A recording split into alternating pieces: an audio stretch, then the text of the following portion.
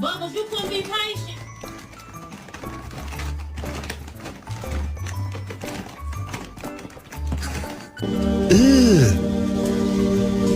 Brother, You wanna go outside? You want some big booty bitches? Just like your old man.